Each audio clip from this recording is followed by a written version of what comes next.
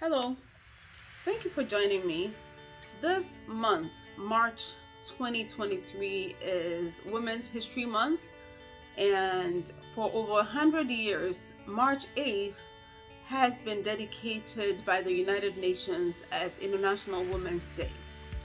For 2023, the theme is Embrace Equity, and the sign is actually like this. It's supposed to remind us to embrace equity, and actually it makes the letter W also for women. I don't know if those who came up with the sign thought about it that way, but I like to see it that way. It's supposed to mean an embrace. Let's embrace equity. I want us to explore the idea of equality and equity and understand the difference. Some people say, well, women have been fighting for equality. Now they're talking about equity. What does that really mean? So for men, assume that you and another woman work at a job where you have to wear special shoes. Or let's say you want to go skiing or playing soccer or whatever, and you both need shoes for the purpose. So they bring you a woman's shoe size number 2, which doesn't fit. The truth is both of you are equal, meaning you've been given equal opportunity to wear a shoe. The problem is that your shoe does not fit you because it's too small. So to the man, you have not been treated equitably. So equity is about evaluating differences, determining the expected outcome, and providing resources to each individual so they can actually achieve the desired outcome. So to be equitable to the man, if he wears size 13, they should find him men's shoes in size 13. Now, for women, let's say we all want to wear an outfit. Let's say there's a uniform we have to wear to a class or a school. And you're presented with size 8 nice dress, both of you. Maybe there are 5 of you. One is a bigger woman who is size 18, and you have a size 2, size 12, and you're all presented with the same size dress. Maybe let's say size 8. It doesn't fit. Only one person is able to wear that dress. So the rest of the 5 of you have not been treated equitably. Let's take children who need to eat. You have a Chinese child who loves Chinese food. You have a Ghanaian child who can only eat kenke or wache. And you have an American child who doesn't like spicy food and been eating macaroni and cheese or even pizza. So if you have 3 children, a Chinese child, a Ghanaian child, and an American child who are all hungry, and you give all 3 of them wache or kenke to eat, the Ghanaian child will eat it quickly, but the Chinese child and American child cannot eat the food you presented to them. You've treated them equally. You gave them food, but it's not equitable. You didn't use it to meet their needs. To be equitable, you have to find food that the American child can eat, and you have to find food that the Chinese child can eat. Then you have treated them equitably. So in Women's History Month and International Women's Day, when we talk about embracing equity, it's actually about recognizing the fact that men and women are different. It is not to claim that we're equal in all aspects. It's just to appreciate the difference and to actually mold our jobs, our work, and our homes to suit us so that men and women can be equally successful. So until about 300 years ago, the world was not designed to make men and women equally successful. What sort of equality are we talking about here? Is it appearances or before the law? Because some people mistake equality to mean, well, we're all equal, we're going to be treated the same.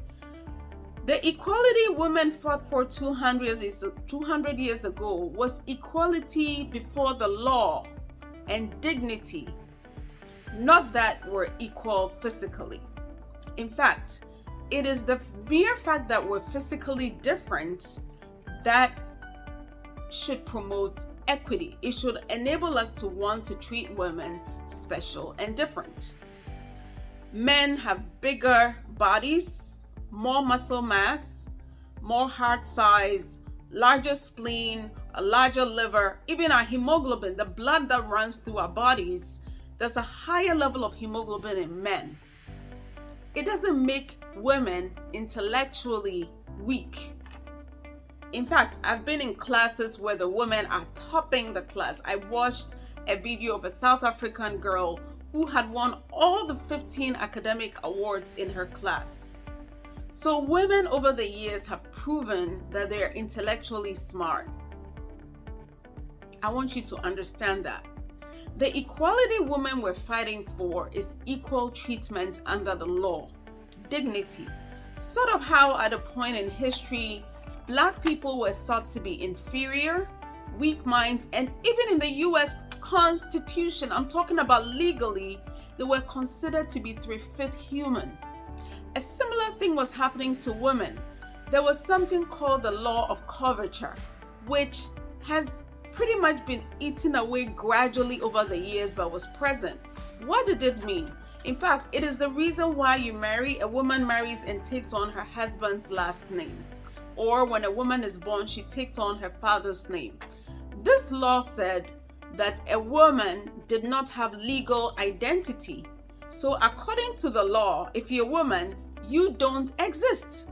When you're born, your father's name covers you. In a way, it was supposed to provide protection and provision, meaning you're a woman, your father takes care of you. You're a wife, your husband provides all your needs. You don't even have to work. Your role, according to one Supreme Court judge, was the noble and honorable role of being a wife and a mother. So you don't exist. And so when you grow up and you get married, your husband's name covers you.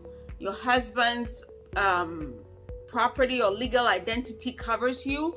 You were not supposed to be seen or heard. Your husband can speak for you. Under this law, and because of the way it was designed, women could not vote. Your husband can vote for you. Women could not have their own labor.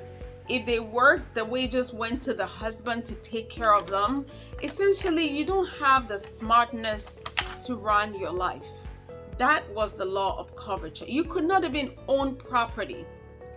Now, this law, even in a society as advanced as America, was not something women particularly liked. In fact, it's been shown that even at the time of writing the Constitution, some of the wives tried to nudge their husbands to make sure that this was changed. It did not get changed.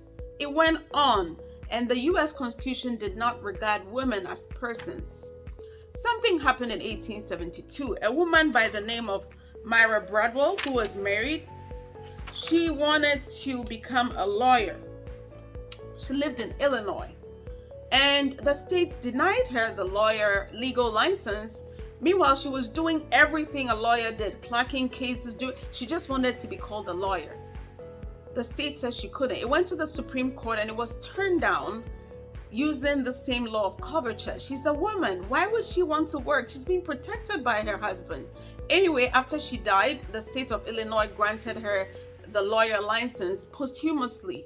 But here's my point. Women had to agitate. So in 1919 actually, women were granted the ability to vote. It was ratified in 1920, August 18th, which was a great advancement for women. We could vote, but then still stay quiet. You can't do certain jobs. You can vote, but let's keep it there.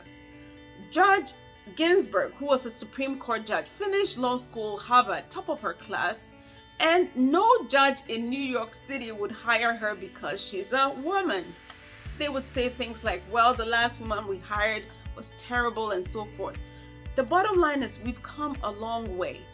Women are not saying that they should be treated physically like men, but under the law, they should be treated equally as human beings, requiring dignity and respect.